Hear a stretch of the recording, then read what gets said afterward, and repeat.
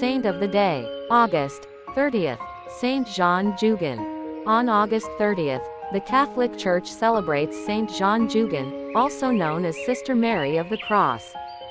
During the 19th century, she founded the Little Sisters of the Poor with the goal of imitating Christ's humility through service to elderly people in need. In his homily for her canonization in October 2009, Pope Benedict XVI praised Saint Jeanne as a beacon to guide our societies toward a renewed love for those in old age. The Pope recalled how she lived the mystery of love in a way that remains ever timely while so many elderly people are suffering from numerous forms of poverty and solitude and are sometimes also abandoned by their families.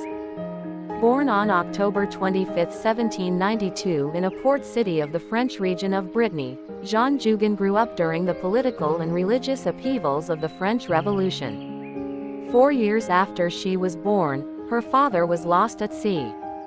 Her mother struggled to provide for Jeanne and her 3 siblings, while also providing them secretly with religious instruction amid the anti-Catholic persecutions of the day. Jeanne worked as a shepherdess, and later as a domestic servant.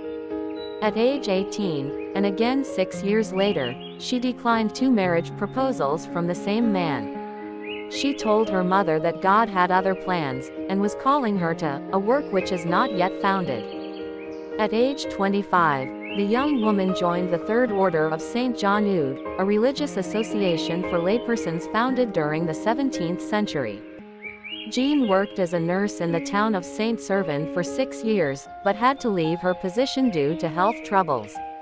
Afterwards she worked for 12 years as the servant of a fellow member of the Third Order, until the woman's death in 1835. During 1839, a year of economic hardship in Saint-Servan, Jeanne was sharing an apartment with an older woman and an orphaned young lady.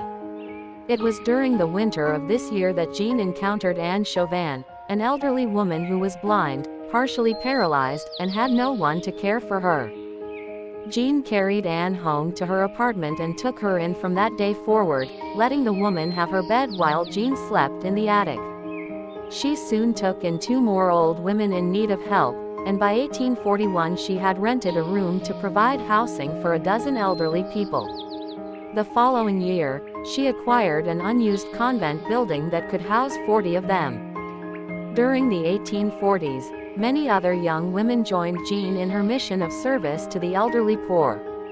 By begging in the streets, the foundress was able to establish 4 more homes for their beneficiaries by the end of the decade.